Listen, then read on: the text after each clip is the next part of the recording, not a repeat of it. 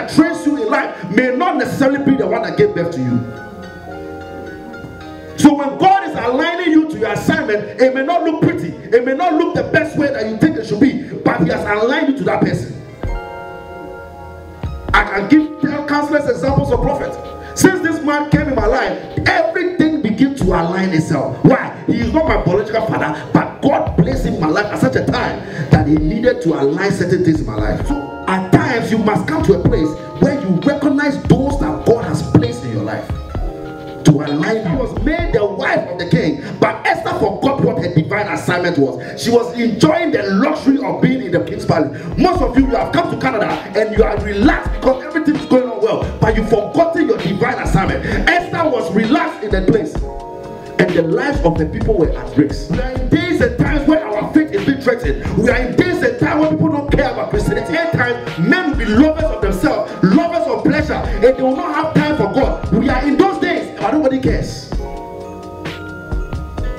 We are in the days where we must come back alive. Our fire for God must be up.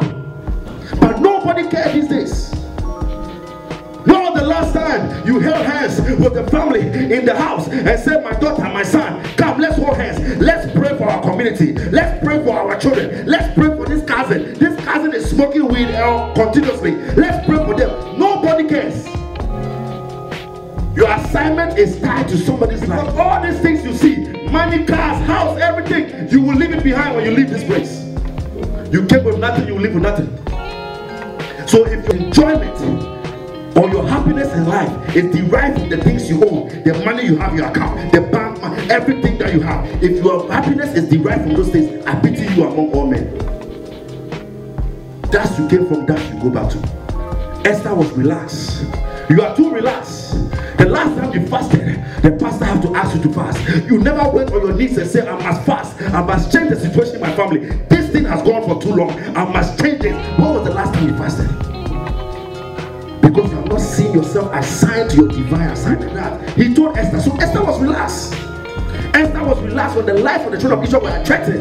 Esther was relaxed. She was relaxed in the king's palace. But Esther, nobody cared about her. She lost her mother and father. But by divine grace and favor, she found herself in the king's palace.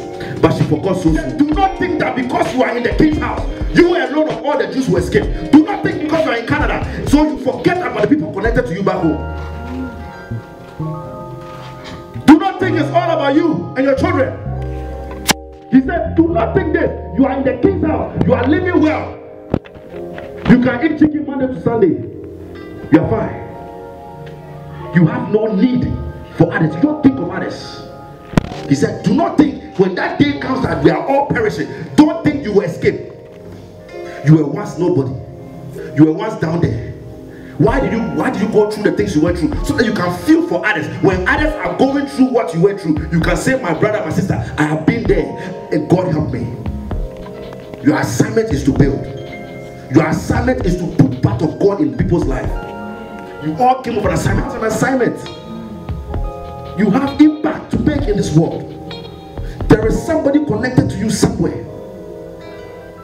Don't sit there and just think you're ordinary. No, nobody is ordinary. I will fast 3 days. Let your people also fast. And I will go before the king. Even if I perish, I will perish. I will do what I must do. Some of you are so scared to tell others of Christ. You cannot even share God with anybody. You cannot even tell your colleagues at work that they need God. You carry God with you, but yet you don't share Him. How long can you live like that? There are situations in the family that you must stand up and give the fast and say, look, from today, I am fasting for my marriage. Even though everything looks good, I am still fasting for my marriage. Because the last time I checked, my auntie so and so, my uncle so and so, they never stayed married. Everything was good. Everything went well. But a few years down the line, uncle and auntie, they divorce. You think it's normal? When was the last time you did that decision? That I saw this other auntie's child, they did well in high school, but they couldn't continue to college.